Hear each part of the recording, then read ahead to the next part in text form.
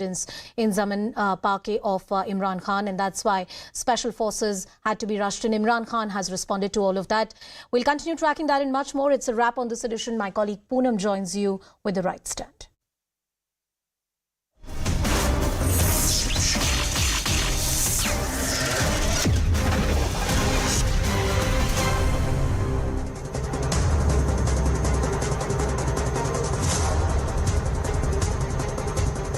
Good evening, hello and welcome. You're watching The Right Stand here on CNN News 18 with me, Poonam Burde. The Game of Thrones in Karnataka Congress continues. The fight to govern in Bengaluru is playing out here in Delhi. Two chief ministerial hopefuls vying for the one top job, and neither of them ready to back down. Not even an inch will be ceded from their demands. The epicenter of all activity today was the residence of Mallikarjun Kharge, the president of the Congress party.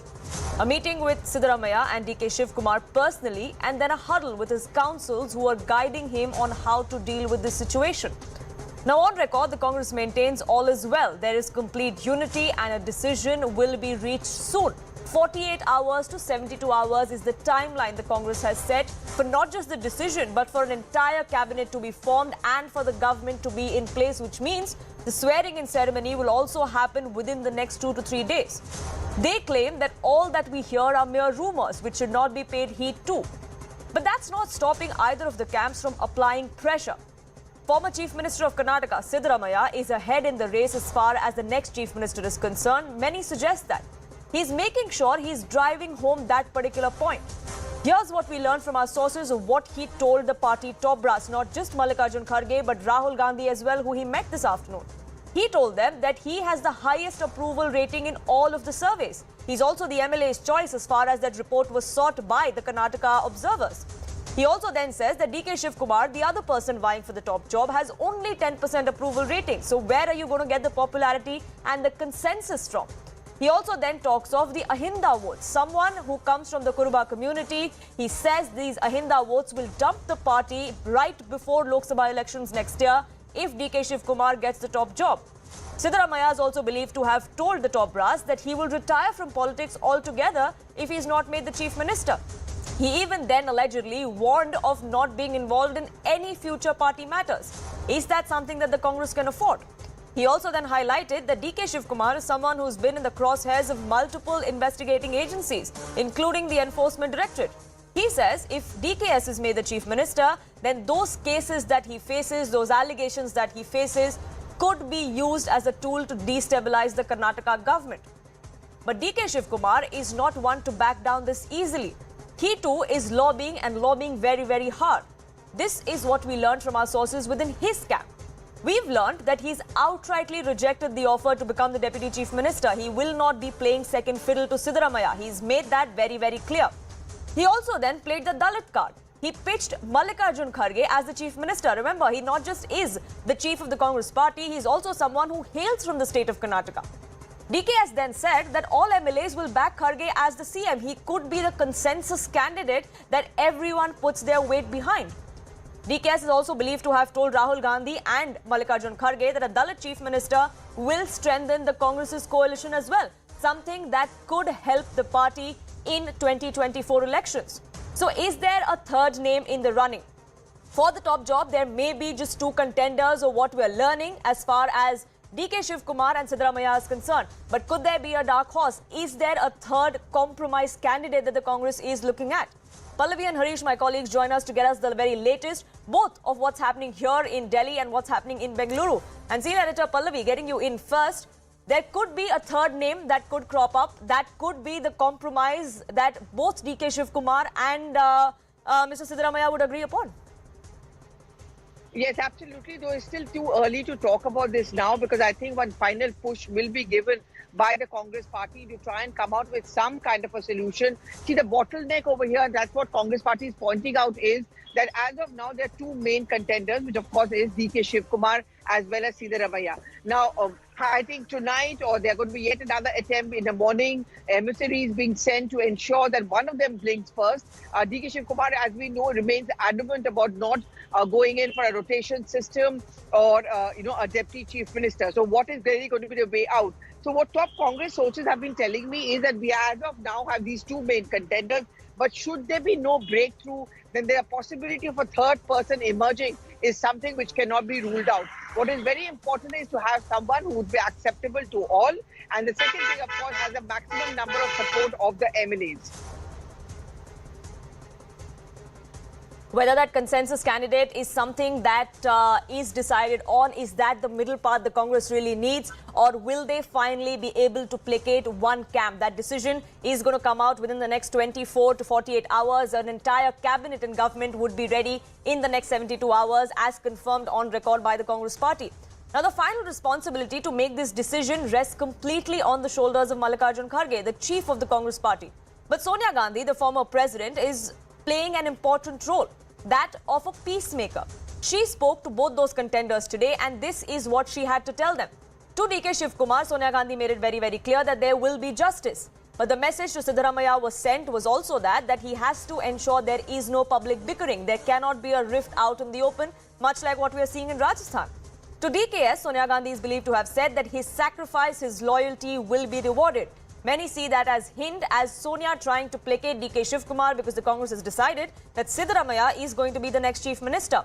But a message has also been sent to Siddaramaiah that even though he may be made the chief ministerial face now or declared as a chief minister, he has to maintain balance. Promises have to be kept. Harish, my colleague, joining us live for more details on this. Harish, we've seen several MLAs that were brought by both camps to the national capital. It was muscle flexing, a show of strength by both camps. All of those MLAs were given to understand have been asked to return by the party top brass, but the two contenders are staying put in Delhi. Yes, remember, no consensus has been reached now. The High Command really struggling to ensure that there's one formula that both these parties will accept. And the High Command understood that the optics outside wherever the meeting was taking place wasn't something that was doing a great deal to the Congress's image. Remember, we've seen DK Shivakumar supporters outside wherever he went to have talks, whether it's with KC Venugopal, Surjewala, or even with Rahul Gandhi. Similarly, a whole entourage of MLAs with Siddaramaiah. The party High Command wanted to ensure that drama doesn't play outside while there are talks still going on. That's why they've been asked to leave. But both these leaders asked to stay in Delhi because, as I mentioned, a lot more talk that needs to be done. Perhaps, as Pallavi pointed, there's still a lot more time, 24 to 36 hours, before the Congress High Command will look at a third option. Right now, they're still confident that there can be one formula that both these parties will agree on. But right now, none of them willing to budge from their stance. DK Shivakumar making it very clear that he wants that chief minister chair.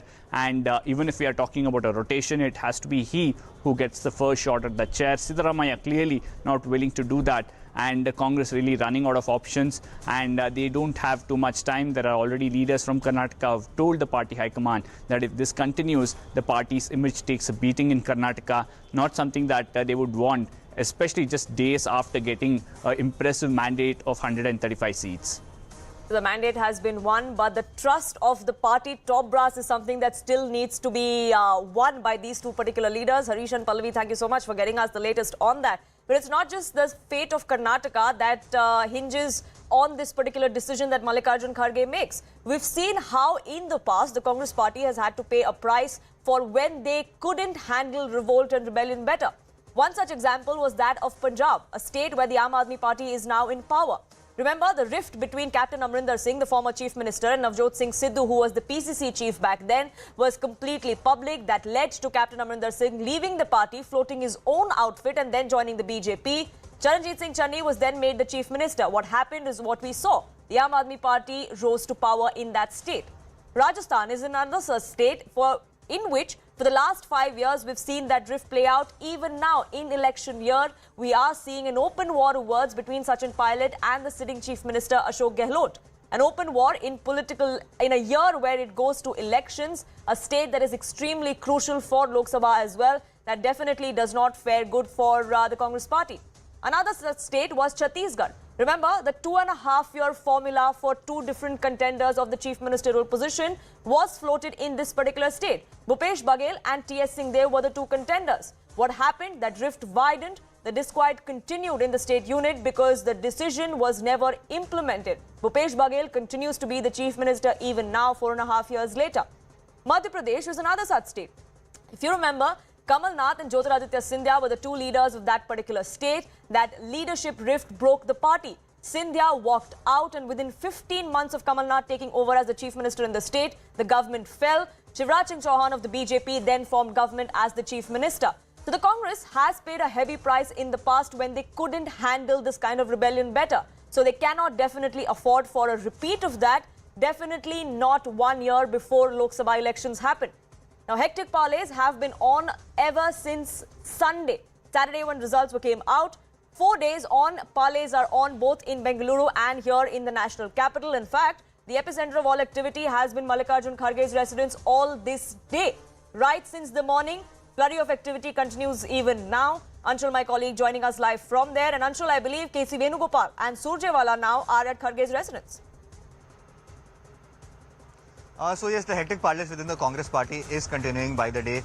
We saw that how DK Shivakumar, right after he left from the house of his brother DK Suresh, he went straight to Randeep Surjewala. There was a meeting that happened between them for approximately half an hour.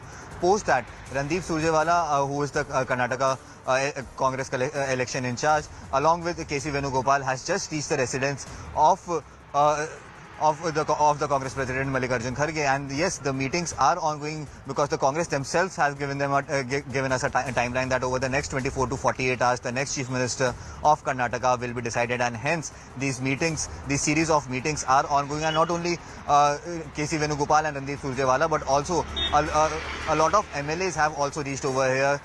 Remember, DK Shivakumar had a meeting with at least 12 of his MLAs at the residence of DK Suresh, post which he went to meet with Randeep Singh Surjewala, and at the residence of Mallikarjun Kharge, what I can confirm is there are at least 5 to 6 MLAs of Karnataka who are also present in this meeting at this point in time. So yes, it remains to be seen if the Congress party can finally make sure that the differences that have arisen between DK Shivakumar and Siddaramaiah that is ended, and both of these leaders are on the same page. But yes, what sources within the camp of DK Shivakumar is saying that he is not at all ready to agree for anything less than the chair of the chief minister, and that is where this entire controversy is at this point in time. So yes, and which is why we see senior leaders one after another continue to come and meet the Congress President Mallikarjun Kharge. Anshul, do keep a track of what transpires in this particular meeting. We'll keep coming back to you, but for the moment, thank you so much.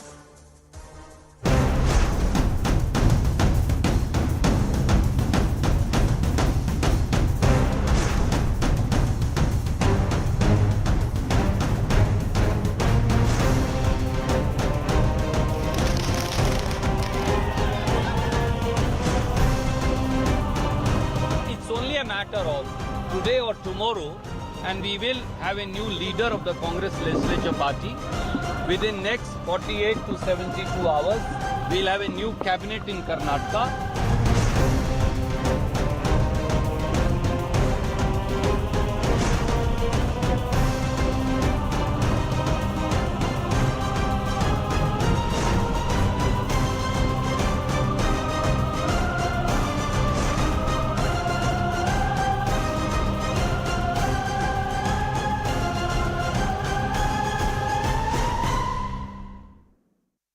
Who reigns supreme in Karnataka, and can the Congress avoid a complete debacle after what we've seen in several other states like I enumerated? Joining us on this broadcast, Member of Parliament of the Rajya Sabha and National Spokesperson of the BJP, GVL Narasimha Rao. Spokesperson of the Congress, Matthew Anthony, is with us. And Consulting Editor of First Post, Arun Anand, is also joining me on this broadcast. And Matthew Anthony, I'd like to begin by asking you, is there a perfect solution that the Congress can find? Is there a middle path that both Siddaramaiah and DKS can actually agree on that would ensure that this government stays for the next 5 years? Poonam, thank you for taking me into the show. And I've been listening to the conversation which you have been making. And I'm saying it's only 4 days, and we are just discussing and closing the matter.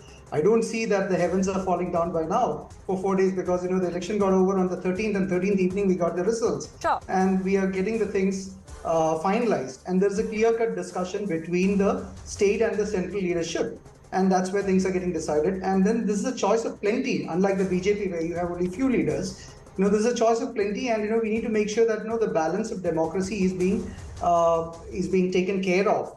Just like how we are discussing the Congress party's internal democracy very wide in a criticizing mode. I have never seen the channels discussing the 45 days delay in the cabinet formation of Maharashtra. I've never seen you discussing the delay in the government formation in Gujarat. I'm sorry to interrupt you, sir, but I'm not discussing the delay in government formation even now. 7 to 10 days in UP and Assam. But sir, that's not the question I asked you. I'm not discussing the delay on this part either. Like you said, it's just been 4 days and discussions are on. Yes. And you will But my have the question name of was the whether CM there is a middle path that can be found. Because it doesn't look like either parties want to back down. Both of them want the chief ministerial position and only one of them can be the chief minister. It is a question And this is of something- merit, and we need to balance the merit between the aspirant candidates. That's very clear.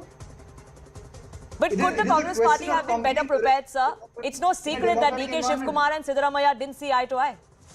No, did you see all the? If you go by the optics of it, you have seen it all there in the pictures. It is others' perception that they don't see eye to eye.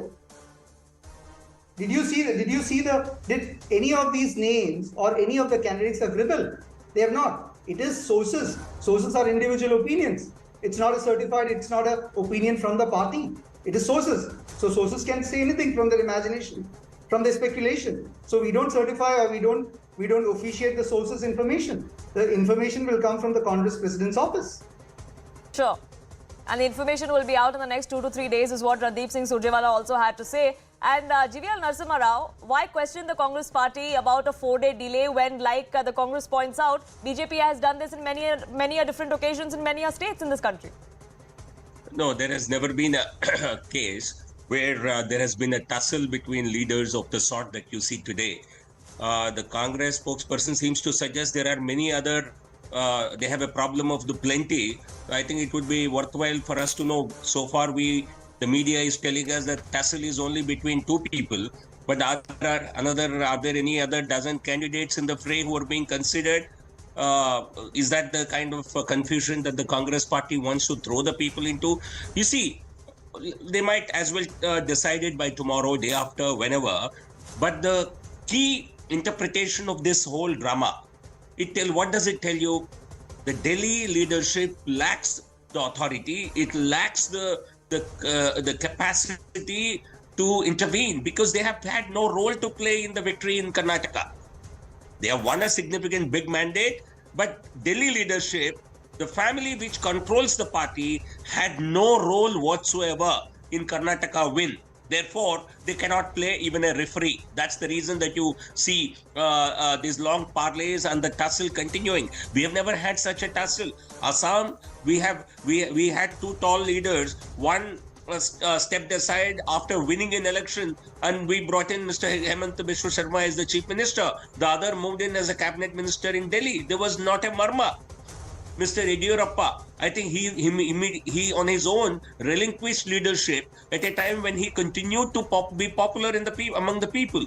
So all the examples that you can see, because the BJP national leadership commands respect, and it also provides electoral viability to the party, whereas Congress leadership is more of a burden on the party, and therefore they do not have the But Mr. GVL Narasimha Rao, they do not have the authority. But Mr. To really Narasimha Rao, what the intervene on BJP matters says like is the decision making or strong leadership of the party, which is why you don't see such murmurs like the Congress. The Congress terms that as authoritarian leadership. They say that we have internal democracy in the party, which is why even if there are differences, they happen out in the open. So what's wrong in that? No, but internal democracy will mean asking MLAs, asking them to choose their leader, which I believe they have done some 2 days ago. But this is now the central leadership is trying to sort of arrive at a bargain, or what is I don't know. If the MLAs have had, So, Mr. Rao, did they if not you have a don't know specific about preference? certification, What we then heard in the come on. media is that majority of the MLAs were in favor of Mr. Siddaramaiah. Let the Congress party deny that. And if they have already chosen a leader, why was he not being sworn in? Why this uncertainty after the results have been... Is there any official communication from our side on this decision till now? There is no official communication. We have said that we will make the announcement. And BJP insulted Yediyurappa, for which the Karnataka state's people rejected them on the face. And the Prime Minister Modi failed.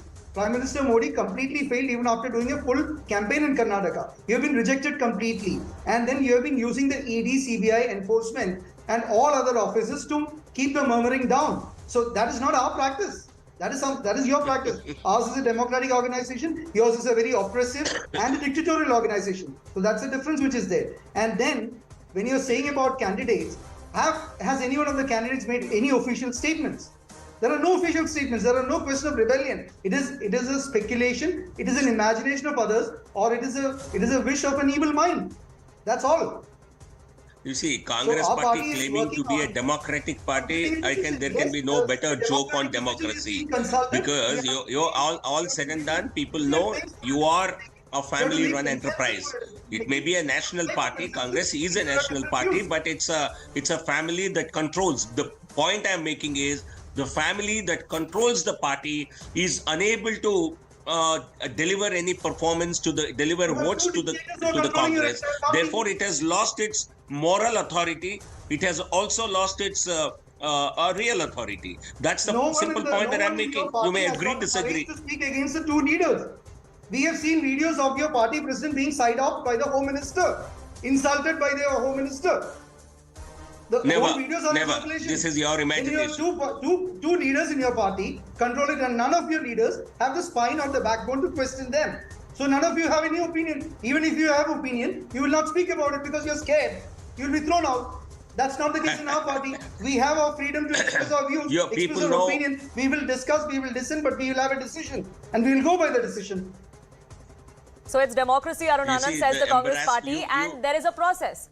There's internal democracy in the Congress. The process is being followed. The opinion of the MLAs was taken, and now the party leadership, along with the observers that were sent to Karnataka, are now making a decision. But can they find that middle path? Because they definitely cannot afford to leave any of those camps miffed. We have 5 other state elections later in the year, and then, of course, the Lok Sabha elections. Karnataka sends 28 MPs to the Lok Sabha.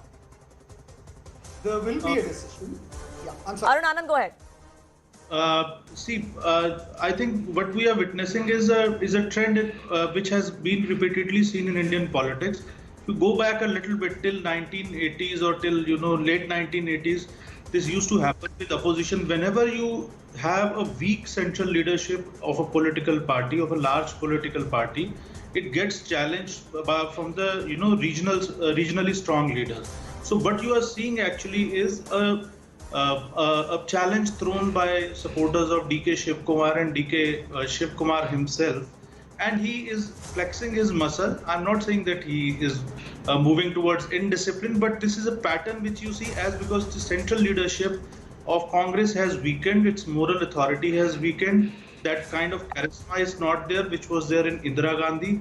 So, there was a time when Rajiv Gandhi, people like Rajiv Gandhi, leaders like Rajiv Gandhi, he had sacked the sitting Karnataka chief minister from the airport itself, and there was not even a whimper. And now you see, you are yourself witnessing that how rival leaders are flexing muscles. The same thing we have witnessed happening in recently in Rajasthan also. The similar thing happened in Punjab also. So there is a pattern. So it's a larger issue. Earlier it has happened earlier with BJP also. Like there was a revolt of Kalyan Singh, there was revolt by Uma Bharti, but many of them came back. So whenever relatively you have a stronger central leadership, then the decision making is much more you can say smooth in the states. But whenever you have a relatively weaker leadership, now the challenge is that in there is a very thin line between being a disciplined party and being authoritarian, and there is also a very thin line between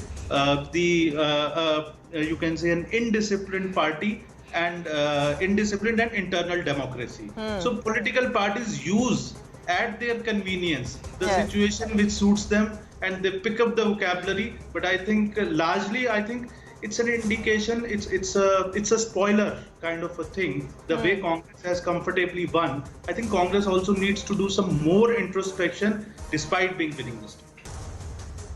And Matthew Anthony, can you deny that the party has faced troubles, has had to pay the price in the past for misjudging, miscalculating or mishandling revolt and rebellion?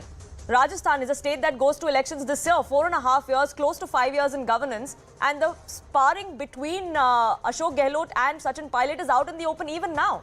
So the formula that the Congress tried in 2018, right after they won, then in 2020 when Pilot's first rebellion signs were seen, and what we're seeing now. Shouldn't the Congress party be taking lessons from that? Yeah, in Rajasthan, Sri Sachin Pilot wants to have an action against Sri Vasundhara Raje. So that's what, he is asking for it.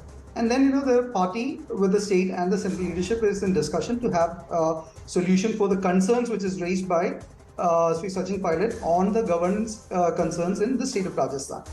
See, politics is a decision making, and there are certain things, when decision goes right, everybody will start claiming credits and everybody start giving the hands to it. But when decisions goes wrong in one way or the other, then there is a responsibility and there is a liability coming to it. So sometimes decision goes wrong, sometimes decision goes right. So in this case of Karnataka, and it has gone across with all the political parties, it is not only with the Congress party alone. So in the case of Karnataka, we said that we are going to come out with a time-bound decision in the next couple of days' time. So that's where we are in. And that's where the entire state and central leadership is focused on. And there is no question of rebellion, there is no question of discontent. There are claimants and there are aspirations, and the party is trying to weigh the balance based on the merits of the case. That's where we are in. But don't you think the Rajasthan issue could have been handled better, or Punjab? The Aam Aadmi Party and the kind of mandate they saw in Punjab, a lot of it was credited to the kind of discontentment that was there and the kind of divide that was there within the Congress camp. As said, in terms of Punjab, there's no point in talking over it, because we have lost the elections and, we have lost the government there. So in terms of Rajasthan, the party, state and central leadership is in constant discussions with all the stakeholders, and we are sure that we will have a workable solution, and we will have a winning solution in the state of Rajasthan. For sure that we are winning with the kind of governance and with the kind of rules and with the kind of policies which Sri Ashok Gehlot government under the Congress party has brought in the state of Rajasthan. We are sure about winning that state also. So we will wait and see about Rajasthan. The first priority is Karnataka for the government to swear in, and that's what we are in at this point in time. GVL Narasimha Rao, there's absolutely no issue. Rajasthan may look like a divided house, but it definitely isn't. And neither will Karnataka be. No, you see, when you see the state leadership in this kind of divided shape in state after state, it does tell you certainly that the overall the health of the Congress party, the health of the organization is not in right shape.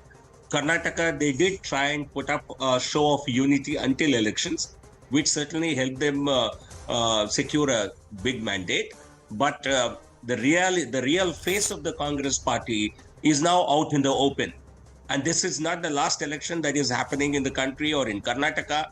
And therefore, the real face of the Congress, this charade of unity that was evident before, that was showcased before the elections, now today seems completely exposed. Now the people are beginning to doubt as to what are the reasons for this kind of a standoff. Say, if one were to go by public, the MLAs' strength, one were to go by the preference of the MLAs, a decision could have been made very quickly. Sure. So are there any extraneous considerations that are at play? Is there something else? Because the widely it was talked about how Karnataka would become the ATM for the Congress, which it had in the past. So is there some kind of a negotiation regarding this? These are doubts that people will start having. Sure. If the choice of the leadership is not made in accordance with the preference of the MLAs. Sure. Poonam, can I come in? Yes, Mr. Anthony, go ahead. I'm not able to hear you. Mr. Anthony, if you can hear me, you had a rebuttal to make. We'll try and fix that line with Matthew Anthony. I request GVL Narasimha Rao and Arun Anand to stay on with us because we have some breaking information that's now trickling in. The parleys here in the national capital continue. We're now learning that a key meeting is taking place, another one at that, at Mallikarjun Kharge's residence. Surjewala, after that meeting, is going to be meeting DK Shivakumar, is what we are learning. This is what sources within the DK camp have now told CNN News 18. This is the inside track that we are gathering for you. Pallavi, my colleague, getting us more details. Yes, Pallavi. So we were reporting this earlier through the day about what's really going to happen. The timeline is becoming is shrinking, and the party clearly wants a quick solution to the entire issue, and therefore there are going to be likely to be some more rounds of meetings. Well, at this point of time, Randeep Surjewala, state in charge with DK Shivakumar, all that they're waiting for is, if DK Shivakumar is not becoming the chief minister, for him to blink, to accept the proposal of either becoming a deputy CM or the rotation system. So far, the DK camp has been resisting it, saying that this is completely unacceptable. Now, this is one problem which the Congress party is facing at this point of time. So what they're hoping for is some kind of a breakthrough. So what we're expecting is some more meetings, possibly the last meeting between the Congress president and both the stakeholders. But before that, KC Venugopal, Randeep Surjewala, all of them trying to convince both Siddaramaiah and DK Shivakumar to have a working equation. So that middle path is still being found by the leadership of the Congress party. Pallavi, thank you so much for getting us the latest. Arun Anand, GVL Narasimha Rao and Mr. Antony continue to be with us. And before I wrap this up, Arun Anand, like we've been discussing, there has to be that placating that happens at least on one side. There's absolutely nothing that is going to ensure that both camps and both those leaders are content with the kind of decision that is made. Yeah, absolutely. I think whoever becomes the chief minister, the other camp, the rival camp, even if DK Shivakumar accepts the proposal to become deputy chief minister, you are going to witness a similar situation which we have witnessed in Chhattisgarh, because in Congress the trust factor is now very low. The formula was applied that in Chhattisgarh TK Singhdeo will become chief minister after 2.5 years.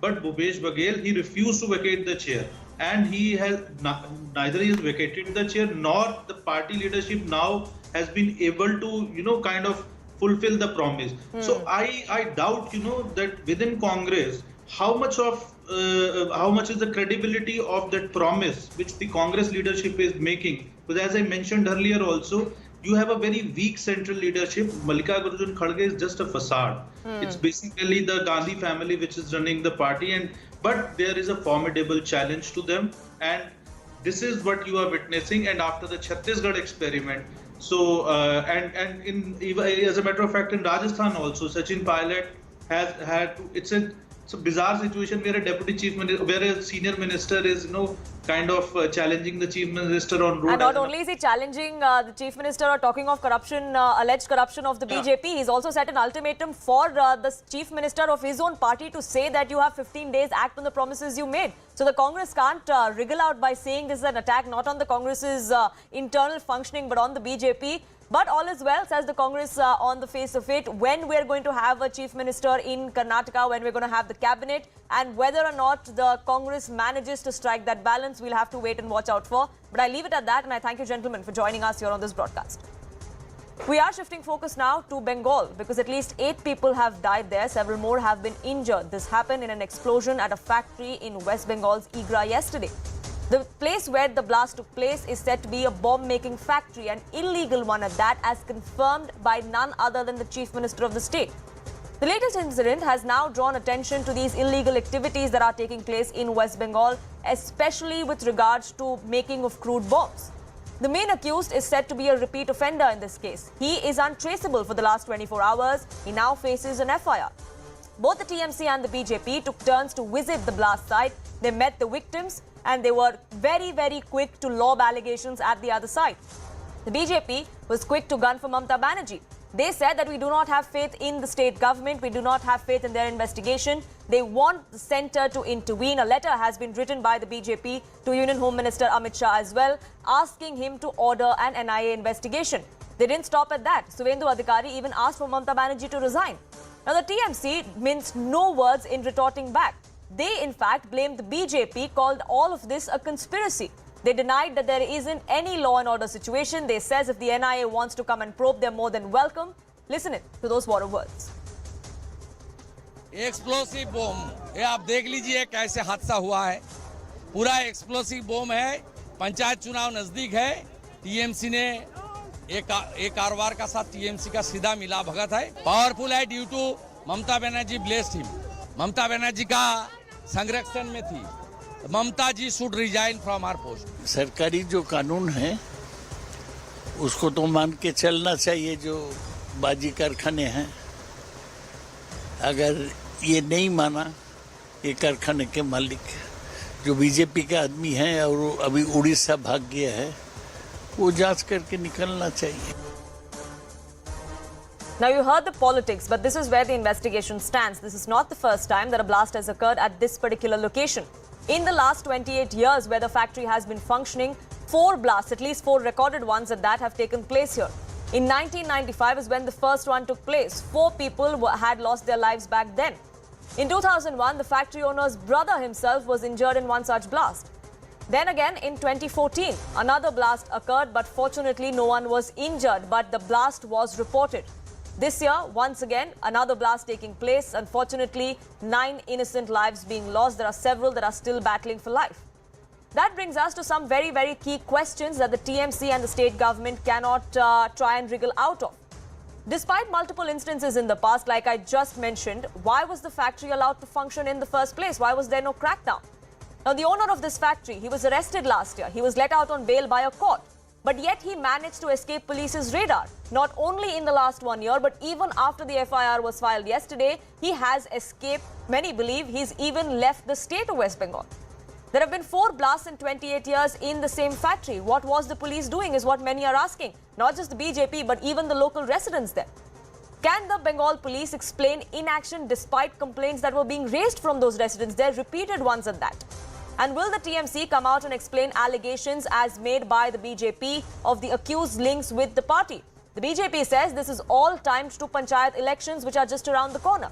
So what exactly happened here? Was there an accident? Was it a man-made one? Was there a conspiracy, as the TMC alleges? Joining me on this broadcast, in fact, GVL Narasimha Rao continues to be with us of the BJP. Biswajit Dev of the TMC will be joining us shortly as well.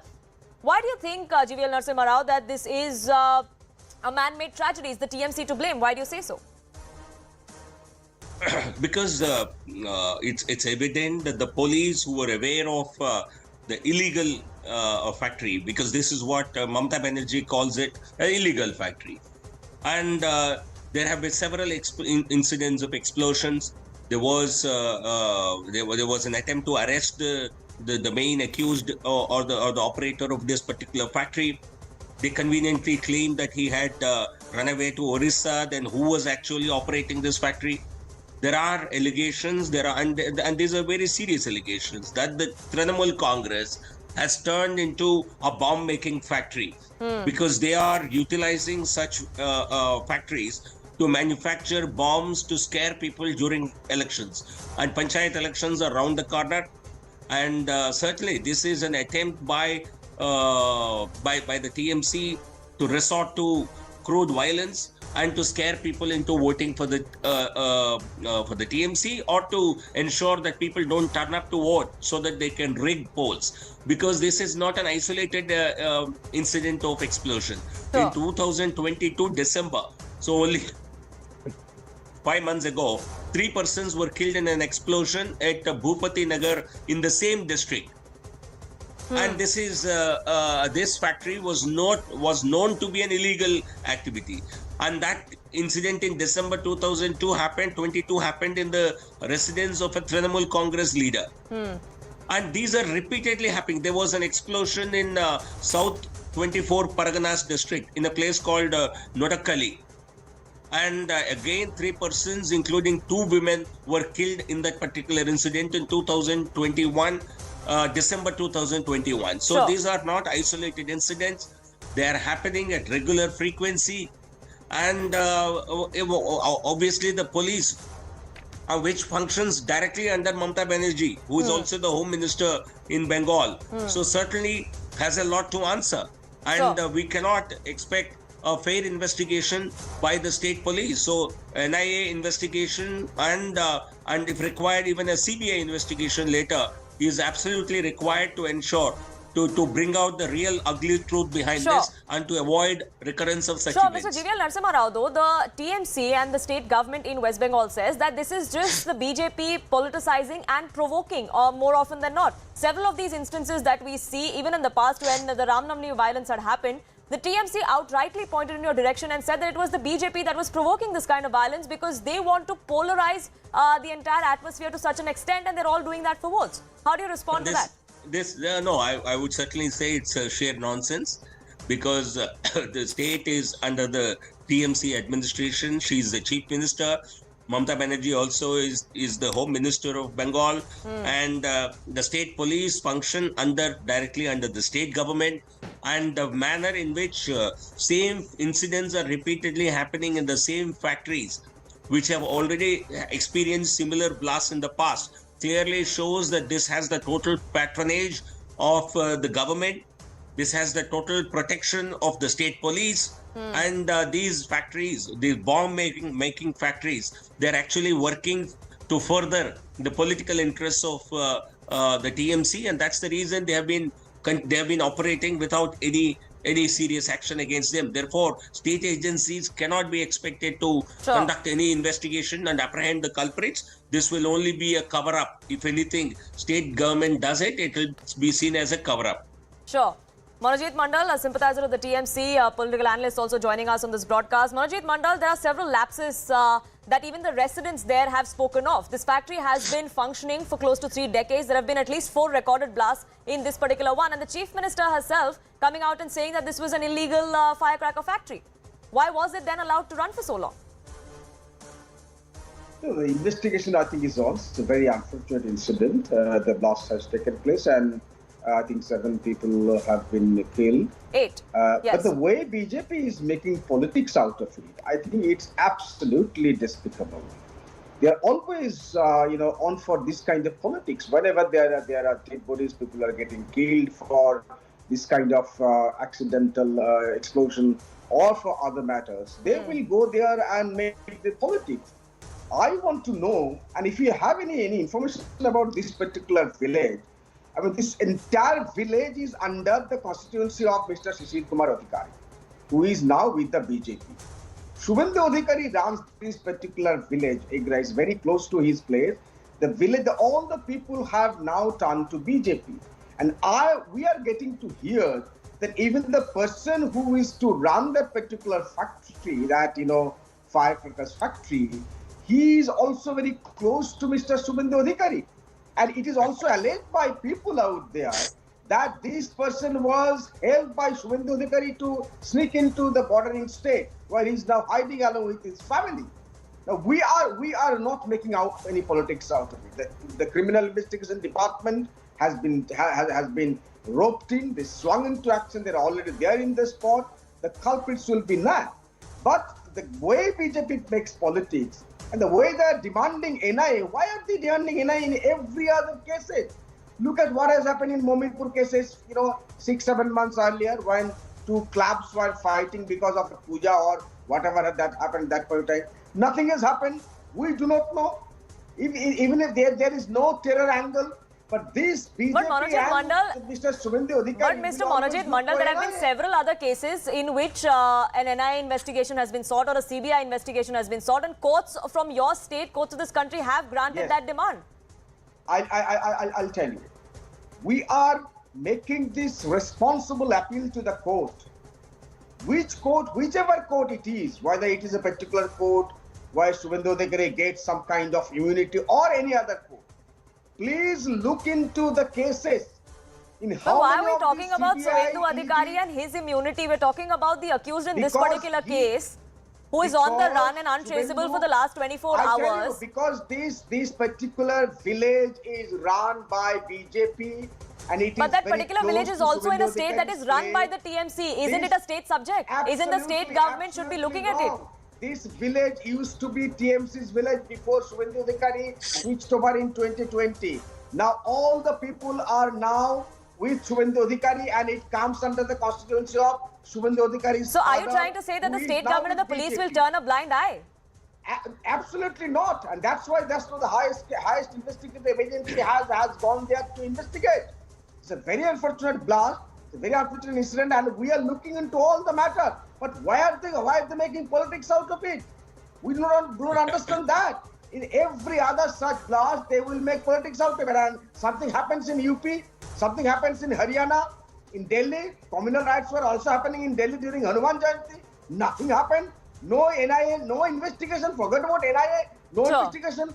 communal riots happen in Bihar, in Maharashtra, in Sure. Karnataka, So, GVL Narasimha Rao, you only ask for NIA investigation or CBI probes only when the opposition is in Bengal power. has been specifically targeted No, by but BJP and the Trinamool Congress's discomfort in an investigation by a central agency or a independent agency like the NIA seems to be their own discomfort appears to show their complicity.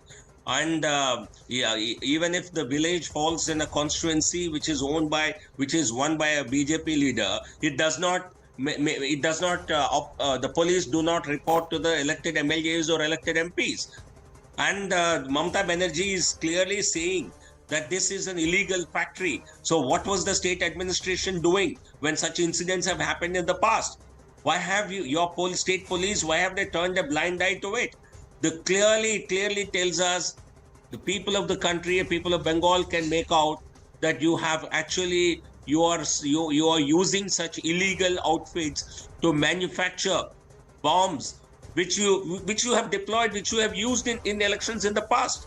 So this is a classic case of political organization indulging in, unfortunately, some sort of terror activities to scare people from voting in elections or to force people into voting for the Trinamool Congress. This is not done. Trinamool Congress has to reflect on its own conduct. If required, Election Commission must take note of it. A political party supporting, encouraging, or providing some kind of a police security or provide police protection to such illegal activities is something unheard of. So certainly the Trinamool Congress party has a lot to explain. By handing it over to NIA, at least they can claim that our police have not investigated it, because state police will have no credibility whatsoever if they were to investigate, because the illegal unit was functioning under their nose and they allowed it to function, possibly because of the political bosses asking them to keep so is it all a political gimmick for both sides, Monojit Mandal? 8 lives have been lost. I tell you one thing. Look at the way these statements are made by a person, responsible person. He is also an MP. अरे आप सूख के आपको पता चल जाता है कि इसमें terror है. Show me what has happened in the past incidents. You also said the same thing about Mominpur violence during the Lakshmi Puja. Show me the result. There are 22 such investigations that have been conducted by CBI, ED and NIA. Show me the result. I want, as a person who pays tax to the government, I want results. In how many cases you have seen charge sheeted? In how many cases this kind of terror angle has been found? And when this police was investigating this communal violence which took place 1 month ago during Ram Navami, when the police was nabbing all the culprits, you had to bring in NIA. And I appeal to the court of law, Calcutta High Court, please look into the cases. In how many cases the NIA has been able to find charge sheet or convict these people? Sure, I get your point. So, GVL Narasimha Rao, it's the same allegation that's made against the BJP as far as all other agencies are concerned, be it the CBI or the ED as well, that you use these agencies against your political opponents as far as it's convenient to you. No, in this particular case, you see the conviction rate of all the central agencies is spectacular. So the political parties which keep raising these false propaganda that the conviction rate is low. Let me give you this information. NIA's conviction rate is 94%. Spectacular result. NIA conviction rate. NIA. Please read this. NIA conviction rate is 94%. It's been going on for the last 10 years. Spectacular results. Not a single conviction. 94% conviction for NIA. 97% ED. Monojit Mandal is talking about this particular case and the NIA demand. The same agency comes in here. Madam, I'm talking about central agencies' track record. Sure. This is the track record. Sure. Unfortunately, I do not have a lot of time, which is why I'm asking, I'm asking you and I'm requesting you to stick to the case at hand and the demand for the NIA. So if NIA has such a beautiful track record, 94%, why don't you let NIA investigated because there is a terror angle to this particular incident. And the Chief Minister herself has said that if the NIA wants to come in different parts of the Chief Minister herself has come out and said if the NIA wants to come and probe this, they're more than welcome. The truth will prevail. Of course, we do not have any problem. The government has said this, but we will. But then should we also not be asking questions of the state government of what they were doing and what the police was doing? Yes, because we have nothing to fear. The CBI, ED, NIA investigating. I told you now, 22 such cases in 22 months during this government. And we have nothing to fear. No TMC leader has been arrested, madam. No TMC leader, unless apart from. I believe we've lost that line with Mr. Manojit Mandal, but the war of words between the BJP and the TMC continues. It's politicking that's taking center stage. Unfortunately, 8 lives have been lost and their families still await justice. We leave it at that. Quick break on this edition, but lots more lined up for you on the other side, so don't go anywhere.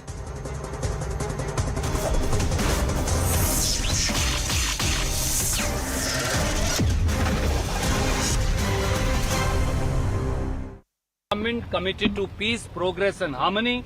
Karnataka will ensure that the 5 Congress guarantees are implemented as promised by Shri Rahul Gandhi. And Kharge Sahab is somebody who believes in 3 principles. I repeat again, the Congress president believes in 3 principles: consensus, unanimity and unity. Shri Mallikarjun Kharge ji, who has been authorized to appoint the next leader of the Congress legislature party by the Congress legislature party, will announce after holding due deliberations. मित्रों, साथियों, मैं आपके समक्ष केवल ये कहने को उपस्थित हुआ हूं कि बहुत सारे टेलीविजन चैनल बहुत सारी फेक न्यूज चला रहे हैं, बहुत सारे फेक कार्ड्स दिखा रहे हैं, बहुत सारी मिथ्या और झूठी तिथियां घोषित कर रहे हैं. इनमें कोई सच्चाई नहीं. श्री मलिक, आप आ जाइए मेरी जगह, आप बाइट दे दीजिए. आप पूरी कर लीजिए. When will expect? You have to have this much sense of responsibility. तो कृपया करके झूठी खबरों और भाजपा की अफवाहों पर विश्वास मत करिए. श्री मल्लिकार्जुन खड़गे जी, जिनको कांग्रेस विधायक दल ने सर्वसम्मति से ये अख्तियार दिया है कि वो कांग्रेस का अगला विधायक दल का नेता एंड कॉन्सिक्वेंटली मुख्यमंत्री घोषित करें, वो बाकायदा संपूर्ण चर्चा कर रहे हैं. हमारे ऊपर मोदी जी 10-10, 15-15 दिन में निर्णय करते हैं. मल्लिकार्जुन खड़गे जी 2 दिन से डेलिब्रेशंस कर रहे हैं. हो सकता है आज, हो सकता है कल तक हम आपको ये निर्णय बता देंगे. इसलिए जल्दी मत करिए, विचलित मत होइए, अपने दर्शकों और पाठकों को झूठी खबरें मत दिखाइए.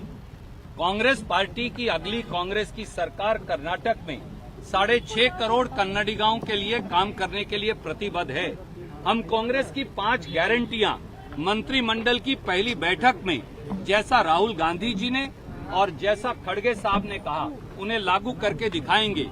भारतीय जनता पार्टी अपनी करारी हार से बौखलाई हुई है, विचलित है और इसीलिए वो झूठा प्रोपेगेंडा और प्रपंच टेलीविजन के माध्यम से और उनका सोशल मीडिया अजीबोगरीब खबरें चलवा रहा है. उन पर विश्वास मत कीजिए. हम कांग्रेस ब्रांड कर्नाटका का पुनर्निर्माण करेंगे.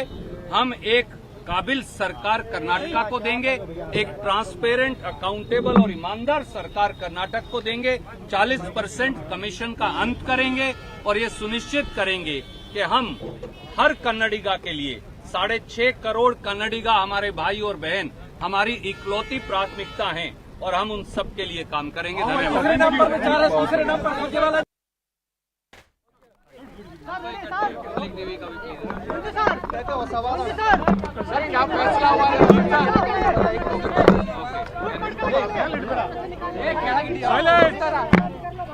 नमस्कार साथियों.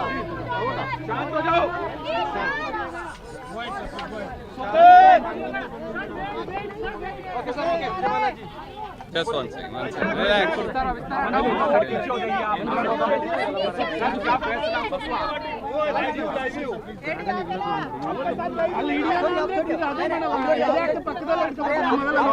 Okay.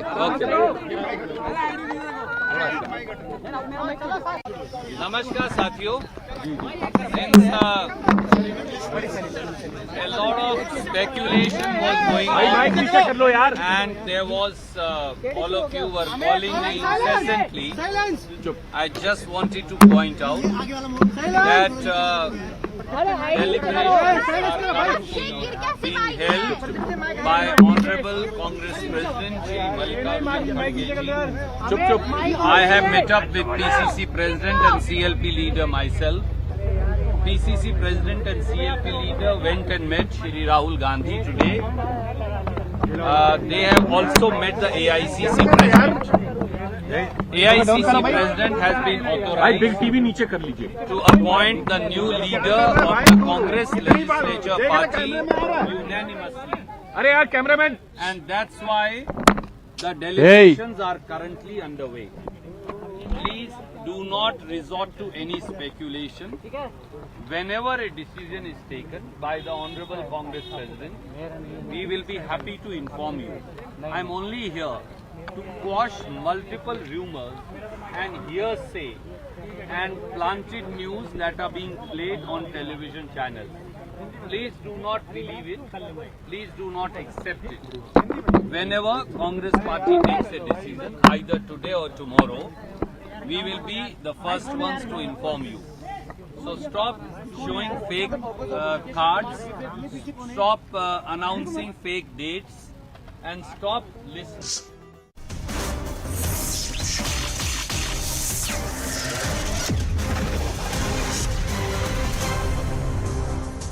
Welcome back. You're watching The Right Stand, and the turmoil in Pakistan continues. Addressing the people of Pakistan just a short while ago, the former Prime Minister Imran Khan alleged that this could be his last address. He said that the police had surrounded his house and that his re-arrest was imminent. He even shared videos from outside his home where he showed the barricading that was put up, the kind of forces that had been deployed there.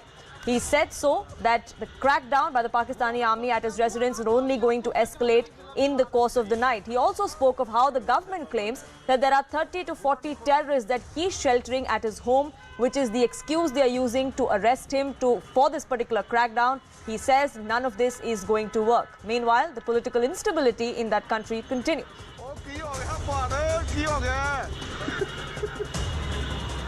ये जो औरतों से कर रहे हैं, यानी मैं फिर से ये कहना चाहता हूँ कि मुझे तो अभी समझ नहीं आ रही कि ये हम कौन सी दुनिया में हैं। हमारे मुल्क, हमारी जो दीन है, हमारी तो रवायतें, चादर और चार दीवारी, मैंने तो कभी ऐसा नहीं देखा। मुझे सिर्फ एक ही चीज़ समझ आ रही है कि ये कोई खौफ पैदा करना चाह रहे हैं, और मुझे डर ये है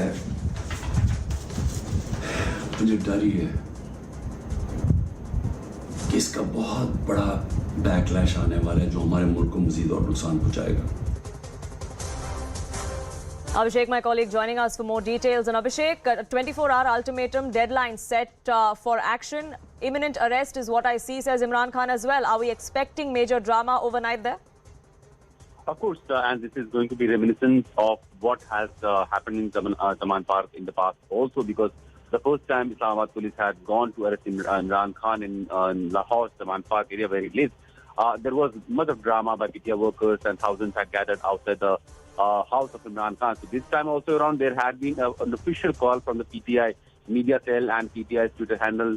They have asked all the supporters to reach to Zaman Park because they are, in their mind, are planning for a big, protest, a big show of strength for their leader, for the supreme leader Imran Khan, who had claimed that now apparently Islamabad Park police has seized his house and they are going to raid the house anytime and to arrest him illegally, undemocratically. So this is a call that has been given by PTI to all its workers, and we are sure to see a lot of drama happening in and around Zaman Park and across Pakistan also, because the visuals on social media have started surfacing of the protests that PTI workers have started taking out in various cities in Pakistan.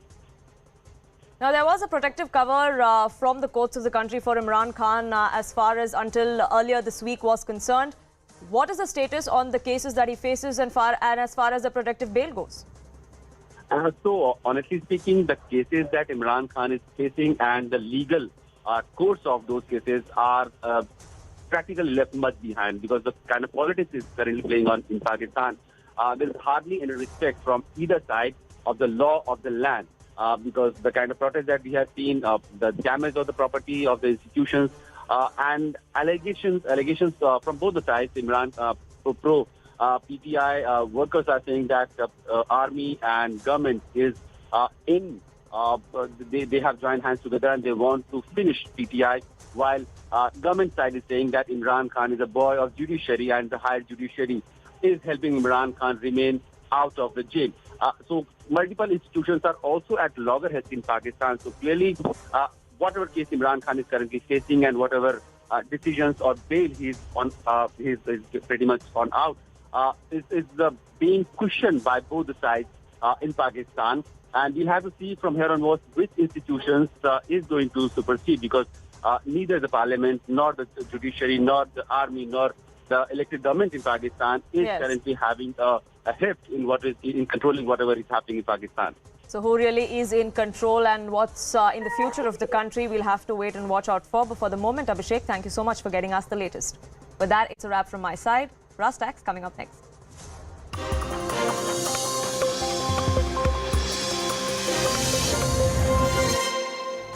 Good evening, this is Brass Tacks. I'm Zaka Jacob. It's day 3 and there is no end to the Nataka that's happening in Karnataka. All the drama, though, is playing out here in Delhi between 10 Janpath and 10 Rajaji Marg, between where Rahul Gandhi is staying currently and where Mallikarjun Kharge resides. Today, both of them met separately with both Siddaramaiah as well as DK Shivakumar. The compromise formula, that of rotational chief minister with DK being offered the deputy chief minister's post as well as some important portfolios, that has now been rejected by DK. Neither does the High Command want to proceed without getting DK's buy-in into this compromise formula. All in all, the deadlock continues for the 3rd straight day running, and it's playing out in full public glare.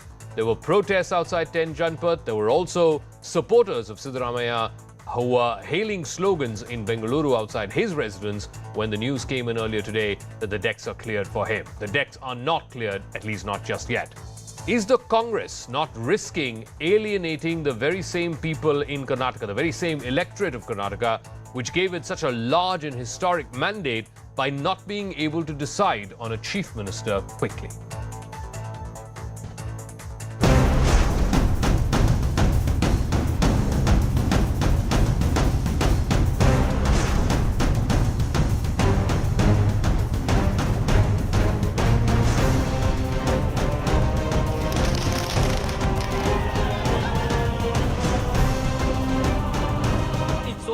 Of today or tomorrow, and we will have a new leader of the Congress legislature party within next 48 to 72 hours. We'll have a new cabinet in Karnataka.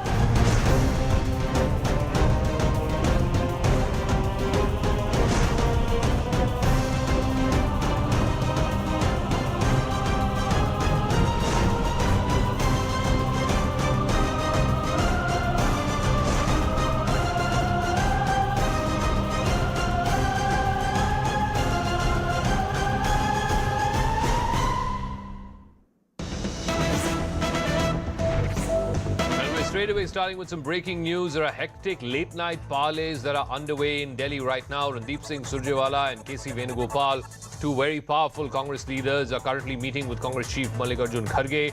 Randeep Surjewala, remember, is the party General Secretary in charge of Karnataka. And of course, KC Venugopal is the Organization General Secretary. Mr. Surjewala, we're given to understand, will also be meeting separately with DK